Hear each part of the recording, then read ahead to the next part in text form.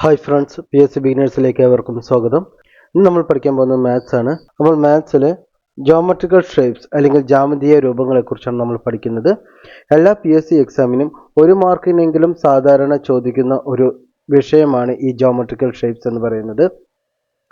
അപ്പോൾ ഇത് നന്നായി പഠിച്ചാൽ നമുക്ക് സ്കോർ ചെയ്യാവുന്ന സബ്ജക്റ്റാണ് മാത്സ് എന്ന് പറയുന്നത്. നമുക്ക് ഒരു PSC എക്സാമിൽ ഫുൾ മാർക്ക് സ്കോർ ചെയ്യാൻ പറ്റുന്ന സബ്ജക്റ്റുകളിലൊന്നാണ് മാത്സ്, അതുപോലെ ഇംഗ്ലീഷ്, പിന്നെ മലയാളം.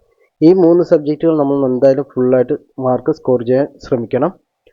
പിന്നെ ഈ ജോമെട്രിക്കൽ ഷേപ്സ് പഠിക്കുന്ന സമയത്ത് നമ്മളത് മനസ്സിലാക്കി വേണം പഠിക്കാൻ. മാത്സിലെ ഏത് കാര്യമാണെങ്കിലും ശരി, അത് നമ്മൾ മനസ്സിലാക്കി പഠിക്കുകയാണെങ്കിൽ നമുക്കത് എല്ലായ്പ്പോഴും ഓർമ്മയിൽ നിൽക്കും. പിന്നെ ഈ കുറേ ഇക്വേഷൻസ് ബൈ ഹാർട്ട് ചെയ്യുന്നത്, അത് എങ്ങനെയാണ് വന്നതെന്ന് ചിലവിടെയൊക്കെ ഉണ്ടാകും. ആ ഒരു കാര്യം നമ്മൾ അറിയുകയാണ് വെച്ചാൽ നമുക്കത് എപ്പോഴും മനസ്സിൽ കിടക്കുകയും അതുപോലെ തന്നെ ഈസി ആയിട്ട് എക്സാമിന് പ്രതിഫലിപ്പിക്കാനും അത് കഴിയും. നമ്മൾ ഒരുപാട് ക്വസ്റ്റ്യൻസുകൾ ചെയ്യുക. അപ്പോൾ ഒരുപാട് ക്വസ്റ്റ്യൻസ് ആൻസേഴ്സ് ചെയ്യുന്ന സമയത്ത് നമുക്ക് ഏത് ക്വസ്റ്റ്യൻ വന്നാൽ എങ്ങനെ ചെയ്യണം എന്നും ഏത് ക്വസ്റ്റ്യനും നമുക്ക് ചെയ്യാൻ പറ്റുന്ന കഴിവിലേക്ക് നമ്മൾ വളരുകയും ചെയ്യും. അപ്പോൾ നമുക്ക് നേരിട്ട് ക്ലാസ്സിലേക്ക് കിടക്കാം. അപ്പോൾ ഈ ക്ലാസ്സിൽ കിടക്കുന്നതിന് മുമ്പ് എന്താണ് നമ്മൾ മെയിനായിട്ട് ചുറ്റളവ്, വിസ്തീർണം, വോള്യം, ഇതിനെക്കുറിച്ചൊക്കെയാണ്. ഒരു ഷേപ്പിൽ നിന്ന് മറ്റൊരു ഷേപ്പിലേക്ക് മാറിയാൽ അതിൻ്റെ വോള്യം എന്ത് ചെയ്യണം, ഇതെത്ര വോള്യം ഉണ്ടാകും, അതെത്ര വോള്യം ഉണ്ടാകും, അങ്ങനെയുള്ള ക്വസ്റ്റ്യൻസുകളെല്ലാം നമുക്ക് സാധാരണ ചോദിക്കാറുണ്ട്. അപ്പോൾ ഈ ക്വസ്റ്റ്യൻസുകളെല്ലാം നമുക്ക് പഠിക്കാം. ആദ്യം ഇന്നത്തെ ക്ലാസ്സിൽ നമ്മൾ പ്രധാനമായിട്ടും ഇക്വേഷൻസ് എങ്ങനെയാണ് വന്നത്, ആ ഇക്വേഷൻസ് എന്തൊക്കെയാണ് പഠിക്കേണ്ടത് എന്നാണ് ഫസ്റ്റ് നോക്കുക. അപ്പോൾ ആദ്യം നമ്മൾ പറയാം ചുറ്റളവ്. ചുറ്റളവ് എന്ന് പറഞ്ഞാൽ എന്താണ്? ഒരു ഷേപ്പ് തന്നിരിക്കുകയാണ് അല്ലെങ്കിൽ ഒരു സ്ഥലം തന്നിരിക്കുകയാണ്. ആ ഒരു സ്ഥലത്തിന് ചുറ്റും നമ്മൾ ഉണ്ടാക്കുന്ന കോമ്പൗണ്ട് വാള് അല്ലെങ്കിൽ മതിലിൻ്റെ ആകെയുള്ള നീളം എന്തെന്ന് പറയുന്നത്? ചുറ്റളവ് എന്ന് പറയുന്നത്. അപ്പോൾ എന്താണ് ചുറ്റളവ്? ഒരു സ്ഥലം കിട്ടിയിട്ടുണ്ട്, അതിന് ചുറ്റും നമുക്ക് കോമ്പൗണ്ട് വാൾ അല്ലെങ്കിൽ മതിൽ പണിക്കണം. ആ ഒരു ടോട്ടൽ ലെങ്തിനെയാണ് നമ്മൾ എന്തെന്ന് പറയുന്നത്? ചുറ്റളവ് എന്ന് പറയുന്നത്. ക്ലിയർ ആണല്ലോ? ഇനി നമുക്ക് വിസ്തീർണം. അപ്പോൾ നമ്മൾ ചുറ്റളവ് എന്ന് പറയുമ്പോൾ നമുക്ക് അപ്പോൾ ഉടനെ ഓർമ്മ വരണം എന്താണ്? നമ്മളൊരു കോമ്പൗണ്ട് വാൾ കെട്ടുകയാണെങ്കിൽ അതിൻ്റെ ടോട്ടൽ ലെങ്ത് എന്തായിരിക്കും എന്ന് നമ്മൾ ഓർത്താൽ തന്നെ നമുക്ക് എളുപ്പം ചുറ്റളവ് കണ്ടുപിടിക്കാൻ പറ്റും. ഇനി വിസ്തീർണം. വിസ്തീർണം എന്ന് പറഞ്ഞാൽ നമുക്കൊരു സ്ഥലം അല്ലെങ്കിൽ എന്തെങ്കിലും തന്നിരിക്കുകയാണ്, അതിൻ്റെ ഉള്ളിലുള്ള മൊത്തം ഏരിയയാണ് നമ്മൾ എന്തെന്ന് പറയുന്നത്? വിസ്തീർണം എന്ന് പറയുന്നത്. അപ്പോൾ ഈ വിസ്തീർണം കണ്ടുപിടിക്കാൻ നമുക്കറിയാം, നമ്മളൊരു പരിപാടിക്കായിട്ട് കുറച്ച് പേര് അണിനിരത്തിയിരിക്കുകയാണ്. ഒരു 8 പേര് ഇങ്ങനെ നമ്മൾ വരിയായിട്ട് ഇങ്ങനെ അടുക്കി നിർത്തിയിരിക്കുകയാണ്. ഓക്കെ,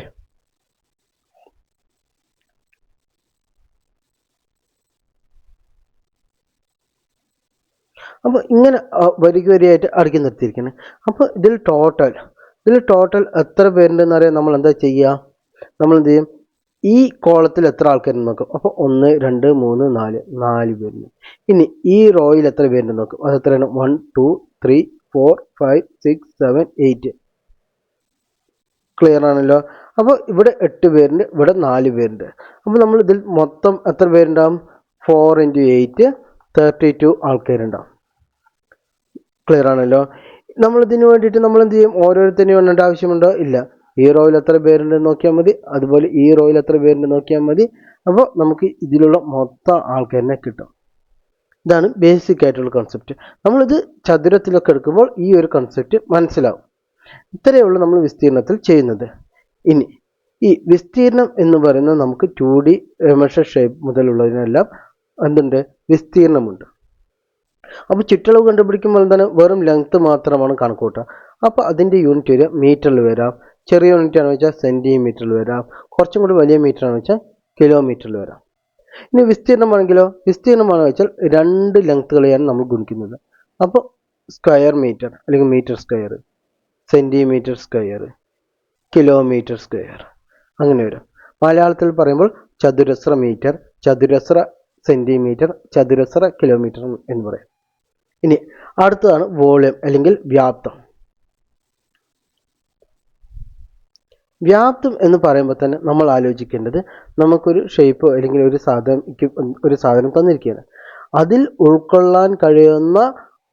മൊത്തമായി ഉൾക്കൊള്ളാൻ കഴിയുന്ന വെള്ളത്തിൻ്റെ അളവിനെയാണ് നമ്മൾ എന്തെന്ന് പറയുന്നത്? വ്യാപ്തം എന്ന് പറയുന്നത്.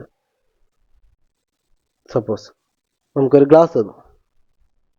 അപ്പോൾ ഈ ഗ്ലാസിൻ്റെ വോളിയം എന്ന് പറയുന്നത് എത്ര ലെവലിൽ എത്രത്തോളം വെള്ളം കൊള്ളും എന്ന് പറയുന്നതാണ് അതിൻ്റെ വോളിയം എന്ന് പറയുന്നത്. അപ്പോൾ വോളിയത്തിൻ്റെ യൂണിറ്റ് എന്ന് പറയുന്നത് metre cube, centimetre cube, kilometre cube എന്നിവയാണ്. അല്ലെങ്കിൽ പറയുകയെന്ന് വെച്ചാൽ cubic metre, cubic centimetre, cubic kilometre ഇങ്ങനെയാണ്. ക്ലിയർ ആണല്ലോ? അപ്പോൾ ഈ ബേസിക് കൺസെപ്റ്റിനെ കുറിച്ച് മനസ്സിലാക്കുക. ചുറ്റളവ് പറഞ്ഞാൽ നമ്മുടെ കോമ്പൗണ്ട് വാളിൻ്റെ നീളമാണെന്നും അതുപോലെ തന്നെ വിസ്തീർണം എന്ന് പറഞ്ഞാൽ നമുക്ക് അതിലേക്ക് പാകേണ്ട ടൈലുകളുടെ അളവാണ് എന്നും വോളിയം എന്ന് പറഞ്ഞാൽ നമുക്ക് തന്ന ഒരു വസ്തുവിൻ്റെ ഉള്ളിലേക്ക് കൊള്ളുന്ന വെള്ളത്തിൻ്റെ അളവിനെയാണ് എന്നും നമുക്ക് മനസ്സിലാക്കാം. ഇനി വോളിയം ഒരു വസ്തുവിന് ഉണ്ടാവണം വെച്ചാൽ അതിന് മിനിമം എന്തുണ്ടാവണം? അത് 3 ഡയമെൻഷണൽ ഷേപ്പ് ആയിരിക്കണം. എന്താണ് 3 dimensional shape? X axis, Y axis, ഇതിൽ മാത്രം നിൽക്കുന്ന കാര്യങ്ങൾ. എക്സ് ആക്സിസ്, വൈ ആക്സിസ്, ഇതിൽ മാത്രം നിൽക്കുന്നതാണ് 2 ഡയമെൻഷണൽ ഷേപ്പ് എന്ന് പറയുന്നത്. നമുക്കതിന് ഒരു ഇസഡ് ആക്സിസും കൂടിയുള്ള ഷേപ്പിനെയാണ് നമ്മൾ എന്ത് പറയുക? നമ്മൾ 3 ഡയമെൻഷനുള്ള ഷേപ്പുകൾ എന്ന് പറയുന്നത്. ഇനി നമുക്ക് നേരെ സ്ക്വയർ നോക്കാം. അപ്പോൾ സ്ക്വയർ എന്ന് പറഞ്ഞാൽ എന്താണ്? സ്ക്വയർ എന്ന് പറഞ്ഞാൽ ഒരു ചതുർഭുജം, 4 വശങ്ങളുള്ള ഒരു ഷേപ്പാണ് ഈ സ്ക്വയർ എന്ന് പറയുന്നത്. ഇതിൻ്റെ പ്രത്യേകത എന്താണെന്ന് വെച്ചാൽ ഇതിൻ്റെ 4 വശങ്ങളും തുല്യ നീളമാണ്. ഇവിടെ എ ആണ് വെച്ചാൽ ഇവിടെയും എ ആണ്, ഇവിടെയും എ ആണ്, ഇവിടെയും എ ആണ്. പിന്നെ ഒരു പ്രത്യേകത, ഇവിടെ 90 ഡിഗ്രിയാണ്, ഇവിടെ 90 ഡിഗ്രിയാണ്, ഇവിടെയും 90 ഡിഗ്രി, ഇവിടെയും 90 ഡിഗ്രി. ഇങ്ങനെയുള്ളൊരു ഷേപ്പിനെയാണ് നമ്മൾ സ്ക്വയർ എന്ന് പറയുന്നത്. അപ്പോൾ വിവിധ തരം ചതുർഭുജങ്ങളുണ്ട്. അതിന് ക്വാഡ്രിലാറ്ററൽ എന്ന് പറയും. ആ വിവിധ തരം ചതുർഭുജങ്ങൾ ഏതൊക്കെയാണ്? ഒന്ന് സ്ക്വയർ ഉണ്ട്, റോംബസ് ഉണ്ട്, പാരലലോഗ്രാം ഉണ്ട്, ട്രപ്പിസോയിഡ് ഉണ്ട്. നമ്മളിപ്പോൾ സ്ക്വയറാണ് ഫസ്റ്റ് പഠിക്കുന്നത്. അപ്പോൾ ഈ സ്ക്വയറിൻ്റെ പ്രത്യേകത എന്ന് പറഞ്ഞാൽ ഒരു നിശ്ചിത ചുറ്റളവിൽ ഏറ്റവും കൂടുതൽ വിസ്തീർണമുള്ള ചതുർഭുജം സ്ക്വയറാണ്. എന്താണ്? ഒരു നിശ്ചിത ചുറ്റളവിൽ ഏറ്റവും കൂടുതൽ വിസ്തീർണമുള്ള ചതുർഭുജം അല്ലെങ്കിൽ ക്വാഡ്രിലാറ്ററൽ എന്ന് പറയുന്നത് സ്ക്വയറാണ്. അതേസമയം ഒരു നിശ്ചിത ചുറ്റളവിൽ ഏറ്റവും കൂടുതൽ വിസ്തീർണമുള്ള രൂപം എന്ന് പറയുന്നത് എന്താണ്? അത് വൃത്തമായിരിക്കും. ഒരു നിശ്ചിത ചുറ്റളവിൽ ഏറ്റവും കൂടുതൽ വിസ്തീർണമുള്ള ചതുർഭുജം സ്ക്വയറും അതേസമയം സാധാ ഷേപ്പ് എന്ന് പറയുന്നത് വൃത്തവുമായിരിക്കും. ഇനി നമ്മൾ പറഞ്ഞു ചുറ്റളവ്. ചുറ്റളവ് എന്ന് പറഞ്ഞാൽ ചുറ്റുമുള്ള അളവ് എന്നും നമുക്ക് മനസ്സിലാക്കാം. അപ്പോൾ ചുറ്റുമുള്ള അളവ് എങ്ങനെയാണ്? നമ്മൾ ഇതിൻ്റെ കോമ്പൗണ്ട് വാൾ ഇതാക്കുക വെച്ചാൽ എന്ത് ചെയ്യും? എ എ എ എ, അതായത് 4A, A plus A plus A plus A which is equal to 4A എന്ന് വരും. ഇനി വിസ്തീർണം കാണുകയാണ്. വിസ്തീർണം കാണാൻ നമ്മൾ എന്ത് ചെയ്യണം? നമുക്ക് ഇതിൻ്റെ ഉള്ള അളവാണ് നമുക്ക് അറിയേണ്ടത്. അപ്പോൾ എന്ത് ചെയ്യണം? ഇവിടെ എ ഇൻറ്റു ഇവിടെ എ, അപ്പോൾ എ ഇൻറ്റു എ സ്ക്വയർ എന്ന് വരും. ക്ലിയർ ആണല്ലോ? അപ്പോൾ ഇതിൻ്റെ ചുറ്റളവ് 4A ആണ്, വിസ്തീർണം എ സ്ക്വയർ ആണ്. ഇനി നമ്മളിവിടെ ഒരു ഡയഗ്രം വരയ്ക്കുകയാണ്. ഇതിൻ്റെ പേരെന്താ പറയുക? കർണം അല്ലെങ്കിൽ വികരണം എന്നൊക്കെ പറയും. ഈ വികരണത്തിൻ്റെ നീളം എത്രയാണ്? ഡി എന്ന് ഇതെടുക്കുക. അപ്പോൾ ഇതിൻ്റെ വികരണത്തിൻ്റെ നീളം ഡി എന്ന് പറയുന്നത് എന്താണ്? നമ്മൾ പൈത്തഗോറസ് തിയറം നോക്കുക. ഇവിടെ 90 ഡിഗ്രി ആണ് വെച്ചാൽ എന്താ സംഭവിക്കുക? A square plus A square is equal to D square എന്ന് പറയും. അപ്പോൾ D square is equal to A square plus A square which is equal to എന്താണ്? D is equal to √2a എന്ന് കിട്ടും. Okay, D equal to √2a എന്ന് കിട്ടും. D equal to √2a എന്ന് കിട്ടും. അപ്പോൾ നമുക്ക് തന്നിട്ടുണ്ട് വിസ്തീർണം എന്ന് പറയുന്നത് എ സ്ക്വയർ ആണ്. ഓക്കെ, അപ്പോൾ A square is equal to എന്താണ്? ഡി സ്ക്വയർ ബൈ 2 എന്ന് വരും. അപ്പോൾ വിസ്തീർണം കാണാനുള്ള രണ്ടാമത്തെ ഒരു സൂത്രവാക്യമാണ് എന്ത്? ഒന്ന് എ സ്ക്വയർ, രണ്ടാമത് ഡി സ്ക്വയർ ബൈ 2 എന്ന് പറയുന്നത്. ക്ലിയർ ആണല്ലോ? അപ്പോൾ നമ്മളുടെ സ്ക്വയറിൻ്റെ മൊത്തമായിട്ടുള്ള ഇക്വേഷൻസ് കണ്ടുപിടിച്ചു. ഇനി ഇതിൽ തന്നെ കുറേ ക്വസ്റ്റ്യൻസുകൾ വരാം. സ്ക്വയറിന് ചുറ്റും പുറത്തായിട്ടുള്ള നടപ്പാത, അതുപോലെ ഉള്ളിലുള്ള നടപ്പാത, അങ്ങനെയുള്ള ക്വസ്റ്റ്യൻസുകൾ സാധാരണ ചോദിക്കാറുണ്ട്. അപ്പോൾ നമ്മളത് സെൻസ് എടുത്തിട്ട് കോമൺ സെൻസ് എടുത്തിട്ട് ചെയ്യുകയാണ് വേണ്ടത്. നമ്മൾ ആദ്യം ഇക്വേഷൻസ് എല്ലാം പഠിച്ചതിന് ശേഷം അടുത്ത ക്ലാസ്സിൽ നമ്മൾ എന്ത് ചെയ്യും, നമ്മൾ ഈ ക്വസ്റ്റ്യൻസുകൾ എങ്ങനെയാണ് സോൾവ് ചെയ്യേണ്ടതെന്ന് പഠിക്കാം. അപ്പോൾ സ്ക്വയർ കഴിഞ്ഞു. റോംബസ് ആണ് അടുത്തത്. റോംബസിൻ്റെ പ്രത്യേകത എന്താണ്? റോംബസിൻ്റെ പ്രത്യേകത എന്ന് പറഞ്ഞാൽ റോംബസിൻ്റെ ചുറ്റും ഇതിൻ്റെ വശവും എ ആണ്, 4 വശങ്ങളും എ എന്തിനാണ്, 2 എതിർവശങ്ങൾ സമാന്തരമാണ്. അങ്ങനെയുള്ള ക്വാഡ്രിലാറ്ററൽ അല്ലെങ്കിൽ ചതുർഭുജമാണ് റോംബസ് എന്ന് പറയുന്നത്. പിന്നെ ഇതിൻ്റെ പ്രത്യേകത എന്ന് പറയുന്നത് എതിരെയുള്ള കോണുകൾ, അതായത് ഈ കോണും തുല്യമായിരിക്കും, അതുപോലെ തന്നെ ഈ കോണും തുല്യമായിരിക്കും. സപ്പോസ് ഈ കോൺ എക്സ് എന്ന് എടുക്കാം. അപ്പോൾ ഈ കോൺ എത്രയായിരിക്കും? നമ്മൾ സാധാരണ ഒരു വര എടുക്കാൻ വയ്ക്കാം. ഒരു വര എടുത്തിട്ട് ഇവിടെ എക്സ് എന്ന്, ഈ മൊത്തം ആംഗിൾ എന്ന് പറയുന്നത് എത്രയാണ്? 180 ഡിഗ്രി ആയിരിക്കും. ഇനി ഈ മൊത്തം നേരെ തിരിച്ച് ഇവിടെ എത്തുമ്പോൾ എത്രയായിരിക്കും? 360 ഡിഗ്രി ആയിരിക്കും. ഇവിടെ എക്സ് ആണ് വെച്ചാൽ ഇവിടെ എത്രയായിരിക്കും? 180 മൈനസ് എക്സ് ആയിരിക്കും. അപ്പോൾ അതുപോലെ തന്നെ ഇവിടെ എക്സ് ആണ്. അപ്പോൾ നമ്മളിവിടെ ഒരു സ്ട്രെയിറ്റ് വരയിട്ടാണ്. അപ്പോൾ ഇവിടെ എത്ര ആയിരിക്കണം? 180 മൈനസ് എക്സ് ആയിരിക്കണം. ഇത് രണ്ടും പാരലലാണല്ലോ. അപ്പോൾ ഇവിടെ എത്ര ആയിരിക്കണം? 180 മൈനസ് എക്സ് ആയിരിക്കണം. ഇതിൻ്റെ ഓപ്പോസിറ്റ് വശങ്ങൾ തുല്യമായിരിക്കും, അതായത് എക്സ്. അപ്പോൾ ഇതിൻ്റെ ഏരിയ എങ്ങനെയാണ് വരിക? ഇതിൻ്റെ ചുറ്റളവ്, ആദ്യം ചുറ്റളവ് നോക്കാം. ചുറ്റളവ് ഞാൻ പറഞ്ഞു കോമ്പൗണ്ട് വാൾ കെട്ടണം. അപ്പോൾ കോമ്പൗണ്ട് വാൾ കെട്ടാൻ എത്ര വരും? A plus A plus A plus A which is equal to 4, അല്ലെങ്കിൽ ഞാൻ എഴുതാം A plus A plus A plus A which is equal to 4 എന്ന് കേട്ടോ. ഇനി വിസ്തീർണം. അപ്പോൾ ഇതിൻ്റെ വിസ്തീർണം കാണാൻ എന്ത് ചെയ്യും? സപ്പോസ് ഞാൻ ഇങ്ങനെ ഒരു വര വരയ്ക്കുകയാണ്, ഇങ്ങനെ ഒരു ലംബം വരയ്ക്കുകയാണ്. ലംബം കറക്റ്റായി കിട്ടില്ല, ലംബം ഇങ്ങനെ വരയ്ക്കുകയാണ്. അപ്പോൾ ഇതേ ലംബത്തെ നമ്മൾ എങ്ങോട്ടും വരച്ചുകൂടെ? കുറച്ച് ഇമേജിൻ ചെയ്യുക. ഇവിടെയുള്ള ഇതേ ലെങ്ത് ആയിരിക്കില്ലേ ഇവിടെയുള്ള ലെങ്ത്ത്, അതായത് ഇവിടെ നിന്ന് ഇതുവരെ ലെങ്ത്ത് എന്ന് പറയുന്നത് ഏത് തന്നെയായിരിക്കില്ലേ? ഇത് തന്നെയായിരിക്കും. പിന്നെ ഇവിടെ നിന്ന് ഇവിടേക്കുള്ള ഹൈറ്റ് അത് എത്രയായിരിക്കും? അത് എച്ച് എന്ന് ഡിനോട്ട് ചെയ്യാം. അപ്പോൾ ഇതിൻ്റെ ഏരിയ എന്ന് പറയുന്നത് ഇവിടെ നിന്ന് നമ്മൾ കട്ട് ചെയ്യുന്ന ഏരിയ നമുക്ക് ഇവിടെ ഫിറ്റ് ചെയ്താൽ നമുക്ക് ഇതുപോലെ എച്ച് ആയിട്ടുള്ള ഒരു സ്ക്വയർ മാതിരിയുള്ള ഷേപ്പ് കിട്ടും. അപ്പോൾ ഇതിൻ്റെ ഏരിയ എന്ന് പറയുന്നത് എന്താണ്? A into H. അതായത് ഒരു റോംബസിൻ്റെ വിസ്തീർണം എന്ന് പറയുന്നത് ബേസ് ഇൻറ്റു ആ ഓപ്പോസിറ്റ് വശത്ത് നിന്നും എയിലേക്ക് വരയ്ക്കുന്ന, ബേസിലേക്ക് വരയുന്ന ഏറ്റവും ചെറിയ ലംബം എ ഇൻറ്റു ഹൈറ്റ്, അവ തമ്മിലുള്ള ദൂരം, അതായിരിക്കും നേരിട്ടുള്ള ദൂരം, ലംബമായിരിക്കും ഈ വിസ്തീർണം എന്ന് പറയുന്നത്. ഇതില്ലാതെ നമുക്ക് വേറെയും മെത്തേഡുകളുണ്ട് കണ്ടുപിടിക്കാൻ. എന്താണ് വേറെ മെത്തേഡുകൾ? നമ്മൾ നേരത്തെ പഠിച്ച ഡയഗണൽ മാതിരി. ഇത് D1 ആണ് വയ്ക്കുക. എനിക്ക് കറക്റ്റായിട്ട് വരാൻ കിട്ടുന്നില്ല. ഇത് D1 ആണ് വയ്ക്കുക. ഇതാണെങ്കിലോ D2 ആണ് എന്ന് വയ്ക്കുക. അപ്പോൾ ഈ ഇങ്ങനെ ഡയഗണലുകൾ തന്നിട്ടുണ്ട് എന്ന് വെച്ചാൽ ആ വിസ്തീർണം എന്ന് പറയുന്നത് നേരത്തെ എന്തായിരുന്നു? d²/2 ആയിരുന്നു സ്ക്വയറിൻ്റെ കേസിൽ. അതേസമയം റോംബസിൻ്റെ കേസിലോ D1 D2/2 എന്നാണ് നമ്മുടെ വിസ്തീർണത്തിൻ്റെ സൂത്രവാക്യം.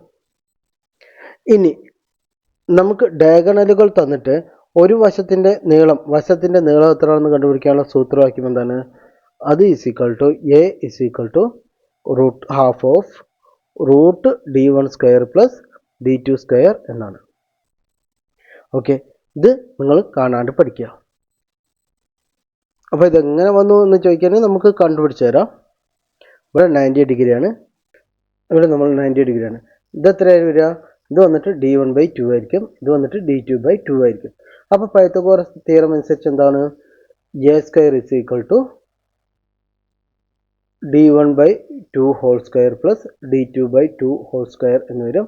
അതിനെ സോൾവ് ചെയ്താൽ നമുക്ക് A is equal to ½ √D1² plus D2² എന്ന് കിട്ടും.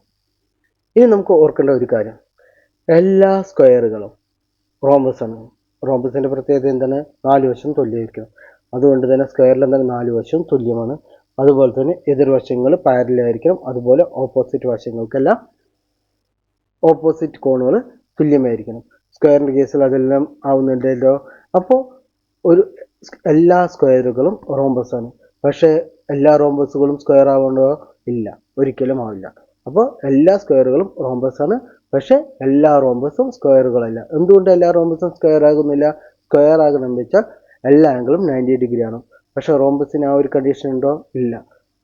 റോംബസിന് 4 വശങ്ങൾ തുല്യമായി മതി, ഓപ്പോസിറ്റ് വശങ്ങൾ ഈക്വൽ ആയാലും മതി, ഓപ്പോസിറ്റ് കോണുകൾ ഈക്വൽ ആയാലും മതി. ഈ ഒരു കണ്ടീഷനേ ഉള്ളൂ. അപ്പോൾ നമ്മൾ റോംബസും പഠിച്ചു. പിന്നെ ഈ റോംബസിൻ്റെ വേറെ പ്രത്യേകത എന്ന് പറഞ്ഞാൽ ഈ കർണങ്ങളുണ്ടല്ലോ D1 D2 ഇവ പരസ്പരം ലംബമായിട്ടായിരിക്കും ഭാഗിക്കുക. അതാണ് ഞാൻ ഇവിടെ 90 ഡിഗ്രി ആയിട്ട് കാണിച്ചത്. അതുപോലെ തന്നെ ഇവ ഈക്വൽ ആക്കും. ഇത് ABCD നോക്കാം. നമുക്ക് ABCD ഈ ഒരു ഇത് ഈക്വൽ ആയിരിക്കും ഇത്. അതുപോലെ തന്നെ ഈ ഒരു ഭാഗം ഈക്വൽ ടു ഈ ഒരു ഭാഗമായിരിക്കും. അതുപോലെ തന്നെ ഈ കർണങ്ങളുണ്ടല്ലോ, കർണങ്ങൾ എന്ത് ചെയ്യും? ഈ കോണുകളിനെയും സമമായിട്ട് ഭാഗിക്കും. ഇവിടെയുള്ള ആംഗിൾ ഈക്വൽ ആയിരിക്കും ഇവിടെയുള്ള ആംഗിൾ. അതുപോലെ തന്നെ ഇവിടെയുള്ള ആംഗിളിന് ഈക്വലൻ്റ് ആയിരിക്കും ഇവിടെയുള്ള ആംഗിൾ. അതുപോലെ തന്നെ ഞാൻ പറഞ്ഞു ഓപ്പോസിറ്റ് ആംഗിളുകൾ തുല്യമായിരിക്കും എന്ന് പറഞ്ഞു.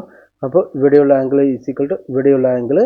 അതുപോലെ തന്നെ ഈ ആംഗിളും ഈക്വലൻ്റ് ആയിരിക്കും, ഈ ആംഗിളും ഈക്വലൻ്റ് ആയിരിക്കും. ഇതാണ് റോംബസിൻ്റെ കാര്യത്തിൽ പറയാനുള്ളത്. റോംബസ് പഠിച്ചു കഴിഞ്ഞാൽ നമ്മൾ വേറൊരു കാര്യം ഇടയിൽ വിട്ടുപോയി, നമുക്ക് ദീർഘചതുരം എടുക്കാം. അപ്പോൾ ദീർഘചതുരം സ്ക്വയർ പഠിച്ചാൽ പിന്നെ നമ്മൾ പഠിക്കുന്നത് ദീർഘചതുരമാണ്. അപ്പോൾ ഈ ദീർഘചതുരത്തിൻ്റെ പ്രത്യേകത എന്താണ്? ഇപ്പോൾ ബേസ് എ ആണെന്ന് വെച്ചാൽ അടുത്ത വശം എന്ന് പറയുന്നത് ലെങ്ത് ബി ആയിരിക്കും. അപ്പോൾ ഇങ്ങനെയുള്ള ഒരു ദീർഘചതുരത്തിൻ്റെ ചുറ്റളവ് എന്ന് പറയുന്നത് എന്താണ്? നമുക്ക് മതിൽ കെട്ടാനുള്ള നീളമാണ് നോക്കേണ്ടത്. അപ്പോൾ എ ബി വീണ്ടും എ ബി, അതായത് ചുറ്റളവ് എന്ന് പറഞ്ഞാൽ A plus B plus A plus B which is equal to 2 into A plus B ആയിരിക്കും. ഇനി വിസ്തീർണം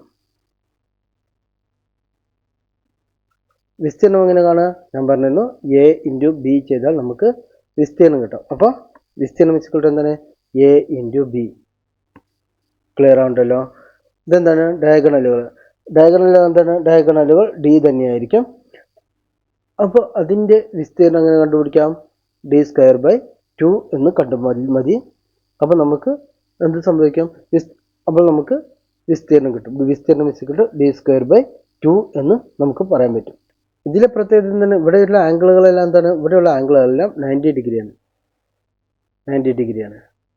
പിന്നെ ഇവിടെയുള്ള ലെങ്ത് ഇവിടെയുള്ള ലെങ്ത് ഇവിടെയുള്ള ലെങ്ത് ആയിരിക്കും, ഇവിടെയുള്ള ലെങ്ത് ആയിരിക്കും. പക്ഷെ ആംഗിളുകൾ സമഭാഗം ചെയ്യണം എന്നില്ല, അത് മനസ്സിലാക്കുക. ഇനി അടുത്തതാണ് പാരലലോഗ്രാം. ഈ പാരലലോഗ്രാം പറയുമ്പോൾ നമുക്ക് ഇതേമാതിരി തന്നെ ഇവിടെ എന്താണ് പ്രത്യേകത? രണ്ട് എതിർജോഡി വശങ്ങൾ എന്തായിരിക്കും? തുല്യമായിരിക്കും. ഇതേ വശം ഈക്വൽ ടു ഇതേ വശമായിരിക്കും. അപ്പോൾ എ എന്ന് പറയാം. ഈ വശം ഈക്വൽ ടു ഈ വശമായിരിക്കും. ഇവ രണ്ടും പാരലൽ ആയിരിക്കും. അങ്ങനെയുള്ള ക്വാഡ്രിലേറ്ററലാണ് എന്തെന്ന് പറയുന്നത്? പാരലലോഗ്രാം എന്ന് പറയുന്നത്. അപ്പോൾ ഈ പാരലലോഗ്രാമിൻ്റെ വിസ്തീർണം കാണാൻ നമ്മൾ എന്താ ചെയ്യുക? അതിൻ്റെ സൂത്രവാക്യം കാണാൻ നമ്മൾ ഈസി ആയിട്ട് നമ്മൾ ഓൾറെഡി പഠിച്ചിട്ടുണ്ട്. നമ്മൾ ഇങ്ങനെ ഒന്ന് എക്സ്റ്റെൻഡ് ചെയ്യാന്ന് വിചാരിക്കുക, അതുപോലെ ഇവിടെയും എക്സ്റ്റെൻഡ് ചെയ്യാന്ന് വിചാരിക്കുക. അപ്പോൾ ഈ ലെങ്ത് ബി തന്നെയായിരിക്കും വരിക. ഇവിടെയുള്ള ഹൈറ്റ് എന്തായിരിക്കും? എച്ച് എന്ന് വിചാരിക്കുക. അപ്പോൾ ഇതിൻ്റെ വിസ്തീർണം എന്ന് പറയുന്നത് എന്താണ്? ബേസ് ഇൻറ്റു ആ ബേസിലേക്ക് ഓപ്പോസിറ്റ് സൈഡിൽ നിന്നും വരയ്ക്കുന്ന ലംബത്തിൻ്റെ കൊണ്ട് ഗുണിച്ചാൽ നമുക്കെന്ത് കിട്ടും? വിസ്തീർണം കിട്ടും. അപ്പോൾ വിസ്തീർണം ഈക്വൽ ടു എന്താണ്? ഒരു വശം ഇൻറ്റു അതിൻ്റെ സമാന്തര വശത്തിലേക്കുള്ള ഏറ്റവും ചുരുങ്ങിയ അകലം. ഇതാണ് അതിൻ്റെ വിസ്തീർണം എന്ന് പറയുന്നത്. ഇതിൻ്റെ ചുറ്റളവ് എന്ന് പറയുന്നത് എന്താണ്? ചുറ്റളവ് എന്ന് പറയുന്നത് A plus B plus A plus B which is equal to ചുറ്റളവ് എന്താണ്?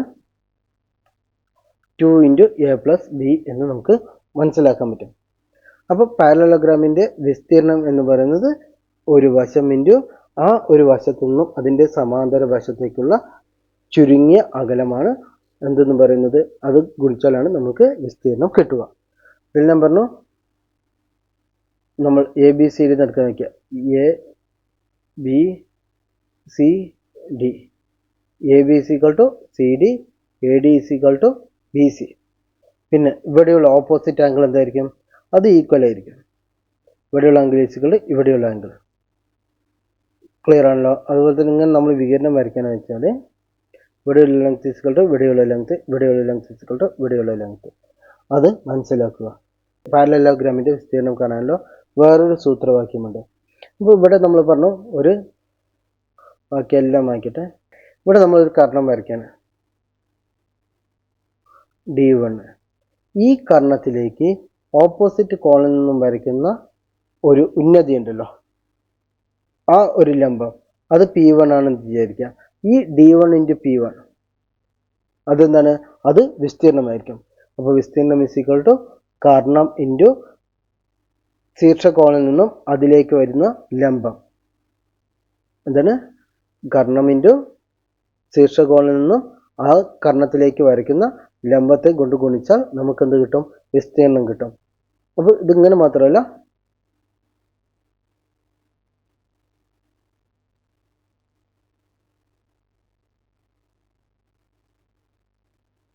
D2 P2.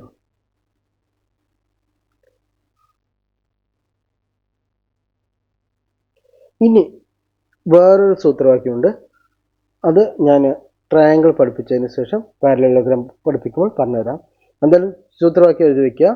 വിസ്തീർണം is equal to 2 into root of S into S minus A into S minus B into S minus C. S is equal to എന്താണ്? A plus B plus C by 2. നമ്മൾ ഈ സമാന്തരം പഠിക്കുന്ന സമയത്ത് ഇവിടെ A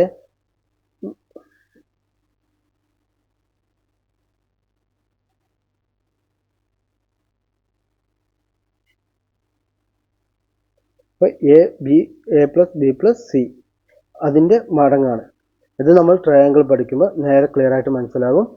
ഇപ്പോൾ നമ്മൾ സൂത്രവാക്യം ഓർത്ത് വയ്ക്കുക. 2 into root of S into S minus A into S minus B into S minus C. S minus C എന്ന് പറയുന്നത് ഇതിൻ്റെ കർണമായിട്ടും എടുക്കാം. അതുപോലെ തന്നെ എ ഒരു വശം, ബി എന്ന് പറയുന്നത് വേറൊരു വശം. ഇത് ട്രയാങ്കിളായിട്ട് കൺവെർട്ട് ചെയ്യുന്ന സമയത്ത് നമുക്ക് കിട്ടുന്ന ഒരു സൂത്രവാക്യമാണ് ഈ സൂത്രവാക്യം. അത് ട്രയാങ്കിൾ പഠിപ്പിക്കുമ്പോൾ നമുക്ക് മനസ്സിലാവും. അപ്പോൾ ഇന്നത്തേക്ക് ഈ ക്ലാസ് വൈൻഡ് അപ്പ് ചെയ്യുകയാണ്. അപ്പോൾ നമ്മൾ ഇതിൻ്റെ ഇക്വേഷൻസ് എല്ലാം കാണാണ്ട് പഠിക്കുക. അടുത്ത ഇതിൽ നമ്മൾ ഈ ട്രയാങ്കിളും അതുപോലെ തന്നെ വൃത്തം അങ്ങനെയുള്ള കാര്യങ്ങളെല്ലാം നമുക്ക് നോക്കാം. തൽക്കാലം ക്ലാസ് വൈൻഡ് അപ്പ് ചെയ്യുകയാണ്. ഇഷ്ടപ്പെട്ടാൽ ലൈക്ക് ചെയ്യുക, ഷെയർ ചെയ്യുക, സബ്സ്ക്രൈബ് ചെയ്യുക. Thank you.